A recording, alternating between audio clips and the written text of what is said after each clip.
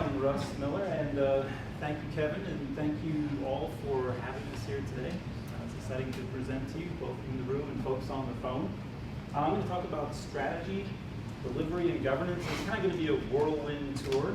I'm going to handle it in 3 steps. The first is what we're shooting for in mobility, and then we're shooting for best in class, right? Because the bar is high in terms of expectations. And then we'll talk about some of the top issues in enterprise mobility, what makes it difficult, and then go through a series of principles for success that I think you'll find useful. So a little bit about me. Been in Atlanta here for about 23 years, all in IT. The last 10 years just focused on mobility. I also blog at Magenic's blog, and my focus areas are strategy and governance and working with our customers to make sure they've got a plan for mobility so that the investment is fruitful. So first of all, let's talk a little bit about some of the characteristics of best-in-class market leaders. And this is more than mobility, this is just in general. Because when you're thinking about mobility, we're thinking in terms of products, right? These are things that represent your brand, not only to your customers, but also to employees and partners. So there's a lot of things that you need to be thinking about in order to find success in mobility. Infrastructure is a common issue.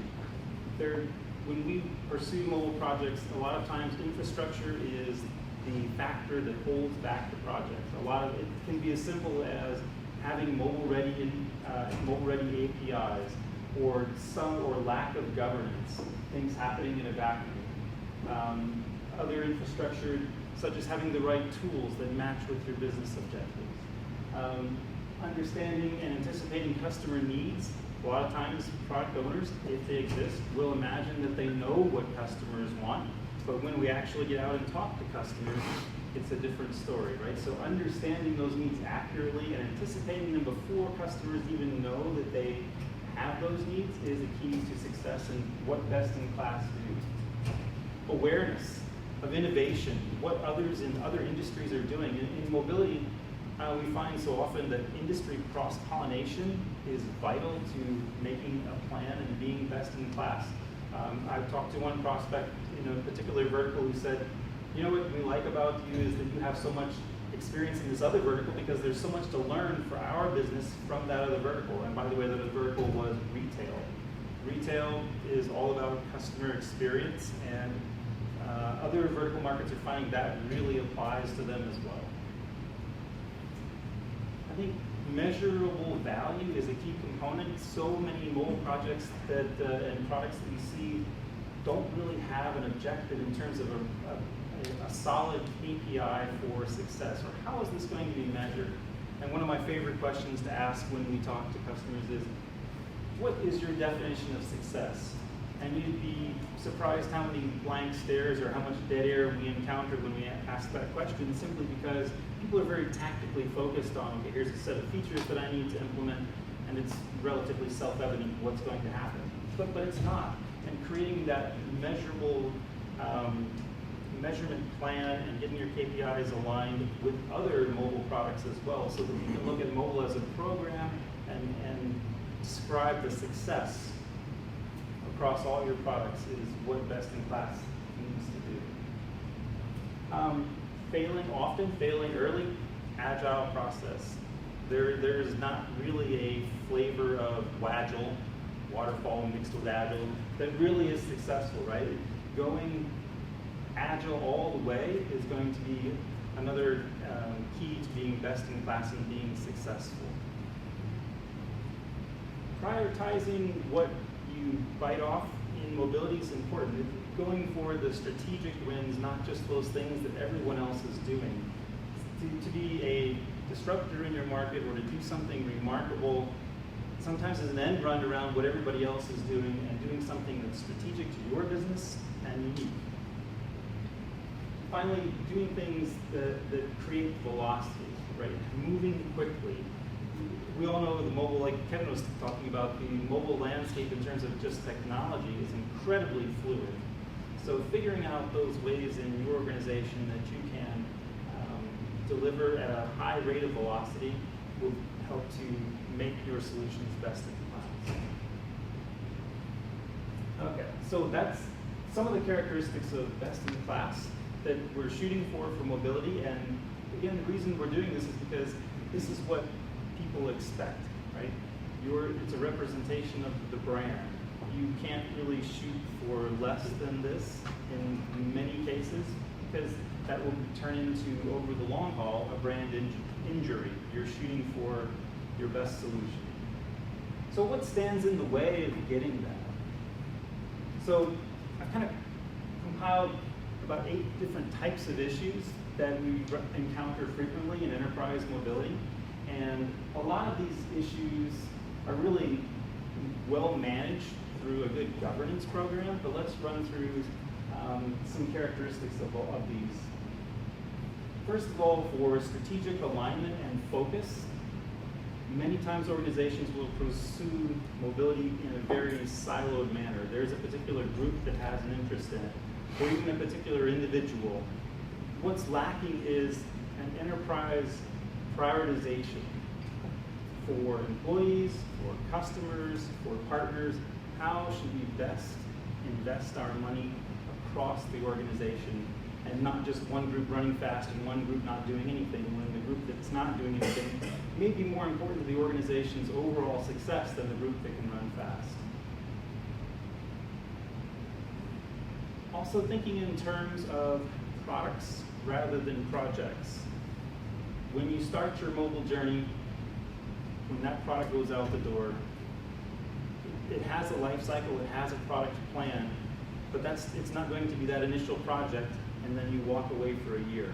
As you all know, again, back to the fluid technical landscape, changes in operating system versions, devices, feedback, analytics data, you're going to continue to update that application. So it really takes a product perspective to be successful. And then business and technical oversight. So from a business perspective, a lot of times we see not all of the stakeholders who need to be involved in watching over your mobile program are involved. But particularly legal, compliance, operations, customer support, they may or may not be as involved as they need to be, but having that cross-section of stakeholders that represent all interests is going to help you be most successful. And when you lose that, you lose some alignment and things get a little sideways. Right, the technical oversight. So one of the common things that we see in terms of technical oversight is that being technologists, a lot of times we want to choose tools because it fits most easily with our existing skill sets, or it's easiest to learn. And many times we'll encounter situations where a whole technical stack has been chosen just on its own merits and it's not connected to business objectives. And as Kevin was talking about earlier, there's different platforms and approaches have incredibly different strengths. And if you try to marry one stack to some objectives, there may be some serious mismatches that will particularly manifest over time, and you end up doing a re-architecture in order to get back in alignment with making sure that the technology supports the business objectives. So expectation management is another issue, particularly return on investment. So the analysts tell us that typically a product needs to go through 3 to 4 major release cycles before it starts to deliver on the business objectives for that product. You think about 3 to 4 major release cycles. You can say Facebook wasn't built in a day, right? There was a certain amount of time when all the popular apps that are out in the market today went through a whole bunch of major releases where we didn't even know that they existed, and then they hit critical mass. Then they started to deliver on business objectives. And it's the same thing in the enterprise. So in terms of setting expectations, there's going to be a number of releases, and point releases, minor releases in between, before you often can deliver on business objectives. Now, part of that is because you're going to use an agile approach. You're going to go out with MVP, not with the whole entire thing, because the risk is too great, right? So you'll start small and add to it, and so you have those numerous release cycles, but you reduce risk, and you can improve quality by taking it step by step. Yes? So you did touch agile, and you also touched about the business aspects, technical oversight, and Kevin, he touched about various ways to create apps using HTML5, Cordova, Xamarin, and Native. So with Agile, often you run into situations where you do not have enough requirements to even determine what approach is suitable for you.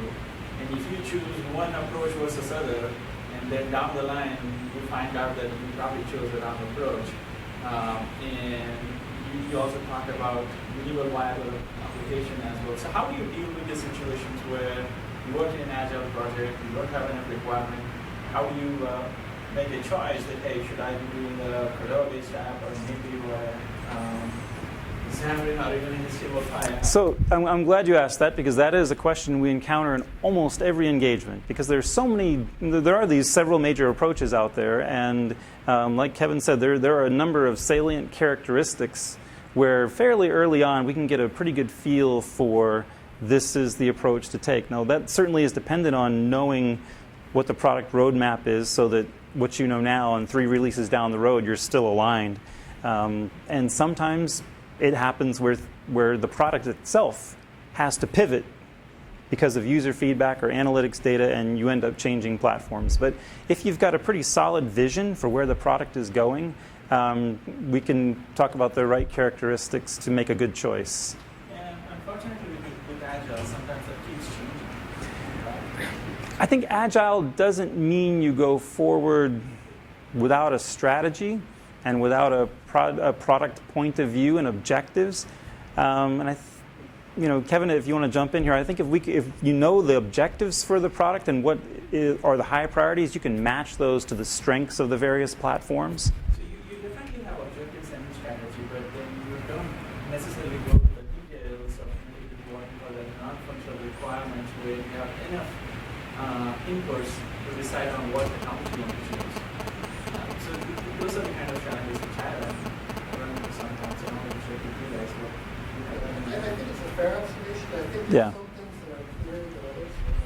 So, for example, when you're taking a look at UI technologies involved, what is the sensitivity of the user-based data? That probably you would know of. Whether or not you have to audio, for example, I gave, whether or not your audio needs may require you to go to custom-related coding. That's the area where you can possibly get there in that level of detail. So yes, it does happen. At the end of the day, that also, I think, goes back to what I said earlier, with UX design, it's true of everything else that I'm part of. The UX design itself, you dictate the technology, and once the technology has been chosen, it can dictate the design. I think it's very similar to that. Once you've gone down a particular technology path, now there's a huge cost-benefit analysis that has to happen. If you decide you want to do a deeper feature that's outside of what that platform can do. Right. So then you got to decide, is that feature important enough for you to even put it, to try to make it custom plugin, or is there some other way that I can achieve that works for the balance of the platform? Because at the end of the day, you're working always on that sort of information. There's some high-level things that you get a good idea of what it is, you'll never know 100%. You just can't. And it's not just agile, it's waterfall as well. So you have a project that gets integrated in waterfall. It goes out the door, but the reality of mobile is once your app goes out the door, it's going to change over time too, whether you're using Agile or waterfall, right? You're going to come up with 1.1. And what's in 1.1? Well, you don't know yet. You don't know in waterfall, you don't know that. That's the area where it's always start thinking about areas of risk and how you do it. Yeah, I think what we've seen overall is that they have to find a way to embrace the uncertainty. And so you have to have a plan to move forward, because you have to make a decision at a particular point in time, and you have to move at the speed of the market. But at the same time, you have to recognize that everything else is changing around you. Right. The set is changing around you. Devices are changing around you. Each year, you've got 3 major platforms that are out there in Windows, Android, and Apple that are all trying to not make themselves commodities. So they're all adding new features, they're all adding new elements to the devices, they're all adding new elements to the operating systems, all of which are moving target focused. And you have to be able to plan based upon what you know now, what you foresee in the future, and unfortunately it's not that far, because it is right now going to be a multimodal future depending upon how much you can control devices and some of the other factors that Kevin talked about. And you're just going to have to revisit it constantly. Yeah. part of that is an education process within your enterprise, and particularly business owners. I come from a non-technical background, so all of a sudden, for you to educate business owners on the technical implications of their strategic vision and how that's going to impact budgets, timing, and how you're able to react and how you're able to turn. That kind of partnership, that business and technical oversight that Russ is talking about, is really, really important. And that alignment becomes so much more important than it used to be when we were making technical decisions and you could live with it for 5, 10 years. It's a different kind of mindset. And I'd like to tell you it's going to go away and it's all going to solve itself and we'll get back to that same cadence. But we're just not. And in order to take advantage of that real intimacy of time and moment and intimacy that people have with the device that makes mobile so persuasive and so powerful, we're going to have to live a little bit with that uncertainty and find a way to kind of get on top of that wave and ride it. I So I think what think that it could be said that, I think fair, I just want to get something out there. We are in the midst of a function. We have been one for several years. A key characteristic of a inflection point is the future of the direction of how we go. So that's why we have to learn and do this. So I think what we're saying is we have tools to mitigate risk, but we're not going to eliminate it. And also another part of that is having that total cost of ownership conversation, right? We talked about how long it can take to get to ROI, but there's also a TCO conversation around there are going to be a number of releases. We're going to make pivots. We're going to have to make some technical decisions along the way. This is what you're in for. When you start to develop this mobile application as a product, there is a life cycle, and this is what you should expect. And again, not thinking of, hey, there's this first project, and then we're just going to, we're done. Because it's not going to work like that, at least not sustainably. At least for me, I think you have to look at mobility as a journey and a process. It's not a project. It's even not a product. It's a constant journey, a constant process we're going through, and a constant evolution.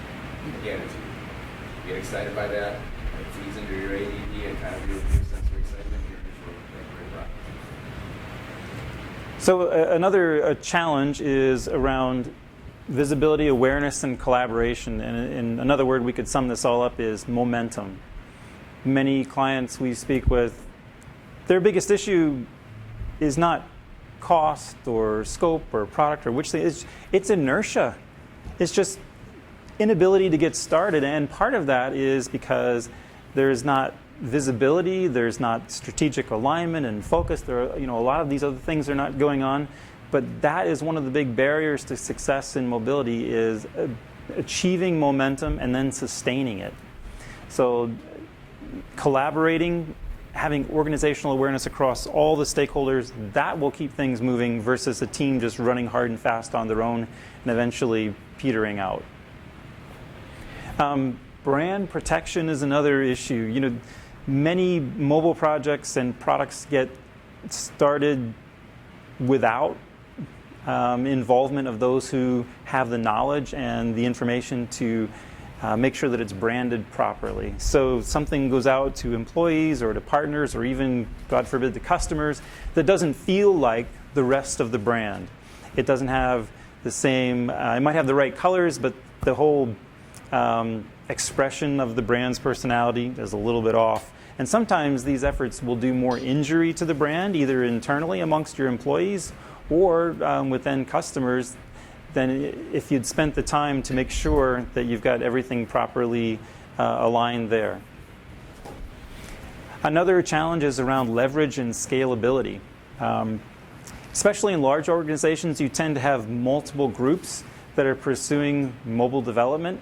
And a lot of times, they're not talking to each other. They may be in different business units or having separation for other reasons, but they're not talking to each other, so they're solving the same types of problems, and they're not getting any leverage out of it. Or you've got some resources who are have a lot of experience in a particular platform or integrating certain systems, and again, they're not leveraged across the organization. So it's important to figure out also ways to achieve velocity. So things like automated QA testing, continuous integration, other ways to do things faster and faster. And again, that goes back to the best-in-class conversation. All of those things are difficult to do, but if you can master them, they will enable you to get closer to best-in-class. Supportability. So many applications are not really built for support, and especially if an application is built, let's say, by an agency. They're building a one-hit wonder. That's what they do many times, right?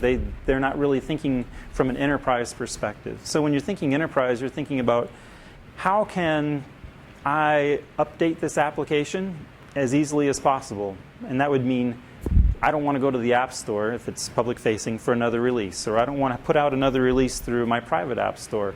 What can I do to abstract dynamic content to make this as maintainable as possible by even the product owner, right? So that, again, it's easily supported and it's timely. The customer support integration, customer support organization integration, how aware are they that a new app release is coming, what the new features are, what kind of questions a customer or an employee may now ask with this new release? Are you supporting prior releases? A lot of concerns for customer support. Or new devices have come out. What do they do when someone calls in with something that's not working as expected, right? And so it's very difficult for customer support to keep up and keep your app well supported and looking good and therefore successful. And finally, we mentioned this before, but around measurement and reporting, it's so important to establish the right KPIs because those are the lifeblood of the product and the perception of whether or not the product is succeeding. We had one client who was bound and determined that their key KPI was going to be App Store rating. And you can imagine there are many reasons why an App Store rating is not going to be the right KPI. It's incredibly subjective.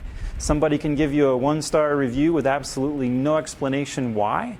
Your product may be doing what it's intended to do, but people just may not like it for some reason and may not even tell you why. So it's not really an accurate KPI, but that's just an example. There are many other tangential or off-kilter KPIs, if KPIs are identified, that aren't really well aligned with the business objective for the product.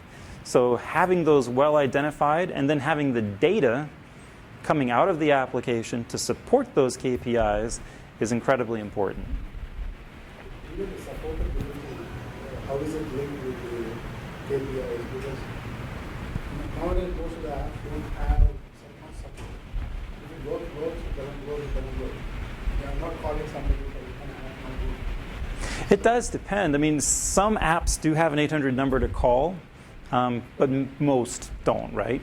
Or if it's an employee operational process, you may go to your customer support help desk. But I think there are KPIs that are important for supportability and customer support versus meeting other business objectives, and you kind of have to work out what makes sense there. Okay, so these are some of the top issues. So now I wanted to talk through some of the principles that you can apply to your mobile efforts to make it work. And these I've divided up into 3 different sections. One is around strategy, and then delivery, and finally overall governance. On strategy, it needs to start with identification and analysis of all the opportunities. And we were talking earlier about strategic alignment and focus across the organization. So when you're starting strategically, you need to be thinking enterprise-wide and trying to surface opportunities for the whole company. And then after you've identified all those opportunities, you're going to need to prioritize them. And we talked earlier about some of the pitfalls here. There are all kinds of reasons why certain mobile initiatives may be prioritized incorrectly, right? So by doing this across the company and then going through a prioritization over thinking strategically and aligning with corporate initiatives, then you can make sure that you're going to work on the right projects. This is very difficult, I think, for most companies to do because it requires that the organization work together across interests to collaboratively come up with a plan and a strategy for mobility. Now, a lot of times, once things are prioritized, people are going to want to do some POCs that are either socially targeted around helping the organization understand that if we did this, it might look like this, or there's a particular technical risk that we want to retire. Unfortunately, sometimes those POCs turn into the basis for the actual product. So don't do that, right? There's that landscape is littered with corpses. Most of the time. It does happen a lot, but you would know, of course, that the way that you would architect a POC, it's to prove the concept, really, or to retire the risk. It's not to create something that is production ready. It's not a whole product. It's not necessarily innovative. It's very, very surgical, right? So, and then building on top of something like that is not likely to be the underpinnings of something that's successful for the whole product life cycle. In fact, in VR, there will be what we call, it usually turns out to be the actual app. Yeah. You dealing with a good budget to reactivate the whole thing. And a lot of times then you incur some pretty significant technical debt, right? Because you didn't architect it in the beginning, and then you've got to keep supporting it. And it's just another thing that, well, we could really do this a lot better, and we'd have less of a support burden if we would have done this differently. Where it's that thing that you've always, you've got to re-architect, and it just kind of hangs out there. And that's where I think that internal communication and collaboration is really important. When I was working back in marketing and advertising, we have a similar kind of thing. We would do test commercials. It would be based sometimes on just animated drawings. And it would score really well in testing, and they would go, why don't you just run that? Yeah. And we would go, well, because that's not going to do well in the real world. Well, sometimes, user experience team will put together a series of wireframes, really as a concept, and someone will say, oh, well, I see you've already figured it out, just go do that. So that's where that education and in terms of hopefully getting a partner, we're more than willing to and happy to do that in our role with Monix to come in and help with that is also a key part of our Right. So after prioritization, your next step is that you want to create product roadmaps. And this is in terms of business value. And as those are created, then you're creating the technology roadmap as a supporting roadmap, not a peer, not leading, but it's got to support the business's roadmap. And again, in that roadmap, you're planning for a release cycle and a cadence, which is going to inform the investment. Okay? And then, of course, back to one of my favorite topics, you've got to plan to track and measure success. Make sure that in that product plan, you have prioritized analytics and the gathering of the data that's going to indicate whether that product is achieving objectives or not.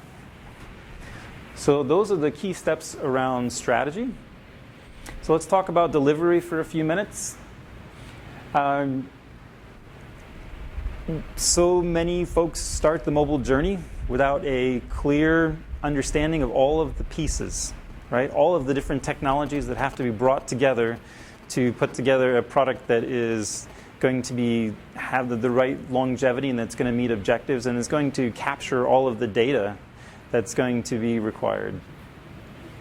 And a lot of times, putting together that delivery plan, you may need to partner and making some key decisions around who you work with. So there's 3 keys to success that I want to just talk about briefly. One is user experience, and specifically mobile user experience expertise. Expertise in the web arena doesn't really translate. So having a group of professionals with mobile UX experience to define how the product is going to work is a key success. Secondly, mobile QA. Again, QA for mobile devices with all of their different input capabilities and all the different hardware capabilities, very unique and something that your QA team has to have a specialization in to really be successful. And personally, some of the products that I put out, QA was indispensable to, let's say if it's a public-facing product, getting great reviews and just catching all those little things that create a great experience and meet customers' expectations. And then finally, infrastructure readiness, having the mobile APIs set and having APIs that are ready for mobile, having all the integrations points correctly done. So a lot of times people say, well, we've already integrated all that with our website. Well, those APIs and the way the data is transferred may not be properly constructed for mobile at all. An API call may deliver way too much data and slow things down on the mobile device where seconds really count, right? So making sure that you're optimized for mobility is key. And also what's interesting about this topic is that a lot of times this is a great opportunity organizationally to remediate some out-of-date architecture in your organization and bring it up to spec. Okay. The final one in delivery is around manage and supporting the users and just not losing focus that once the application goes into production, users are going to give you a lot of feedback, both through, if it's a public-facing application, through reviews or internally through general feedback. Analytics is going to be a huge treasure trove of data, and all of this feedback is going to translate back into your product plan, and you're going to need to take pivotal steps to address each of these things. But also make sure that your business partner understands that there are going to be changes, even from that fluid landscape, right? Operating system changes, device changes. You may have to go out with a point release within a week or 2 weeks, or just very quickly. So, but take that input and have a plan ahead of time for how you're going to receive input and how you're going to react. Sir. Is there a certain tool which you would recommend from an analytics point of view? I'm sorry? Is there any tool you would recommend from yes. an analytics point of view? I know there are so many vendors, but There are a lot of vendors, and they're kind of tools that are focused on different types of measurement. A couple that I like, Mixpanel for UX is great. For UX-related issues and measuring that. Flurry is a great free tool, Flurry. And of course, there's always Google Analytics out there. And some of the other, from a developer perspective, if you're using Xamarin, Xamarin Insight is helpful. There is an open source tool called Countly, which is probably the best of the open source tools. Countly. So that one's open source. Those are some of my favorites that I encounter pretty frequently. I didn't mention Criticism. That's also another one. People also use Crashlytics. So those are several. And actually, I've got a blog post at Magenic.com on mobile analytics strategy, where some of these tools are highlighted and some other considerations. So yeah, please check that out. Okay. Almost to the end here, talking just a minute about governance. So all of the issues that we spoke about in terms of challenges for enterprise mobility, all of those issues can be managed through a governance program. And Forrester Research has identified 4 main types of governance that you can apply to your mobile program. The first is a community of practice, and that's really just a loose confederation of people who are interested in mobile. And they're sharing ideas, and they're gaining some leverage and some scalability. They're sharing some standards and approaches, right? Second is a development factory, and this is where you've got a full team of all the different disciplines who work together efficiently and with high velocity to deliver product releases, right? And they also will set standards and make sure that we're doing things in a repeatable way, that we're accelerating things as fast as possible. And then there's a mobile steering committee. This is more at the management level, where you're prioritizing and deciding which projects should be pursued, and where you're making sure you've got things covered from an enterprise perspective, and that the communications are going out, the measurements are being taken, communicated, success is understood or failure is understood, barriers to success are removed. And then finally, the 4th stage is a mobile center of excellence, which is really bringing together all of the prior different models, and the organization now is functioning as a whole at a very high level, and a high level of efficiency and velocity in terms of delivering mobile products and solutions. So the key thing around governance is a lot of people see it as, okay, this is something that's going to constrain, and really the governance should be set up as an enabling organization that helps people move faster, more efficiently, removes barriers, connects them with the right expertise organizationally. It is an enabling organization. So those are the things that I wanted to talk about today around strategy and delivery and governance, and these are some of the key steps that you can take to help your organization move quickly and to get closer to best in class. Thank you. Are there any tools that will help the governance process? I'm sorry? Are there any tools? Oh, any tools? Governance process? I am not aware of any tools. Usually it's a maturation process, and it really is a process around starting small with a certain nucleus and managing key steps for success, or removing barriers, socialization. Then it just gets a little bigger and a little bigger. I don't know about any tool. Also, it's different organization to another organization. They have different procedures and. Yeah, The best that I've ever seen, and I'll send a link to Jim so that he can get it to you. Up in our neck of the woods, up in Minneapolis, Medtronic is one of the best mobile centers of excellence that we've come across.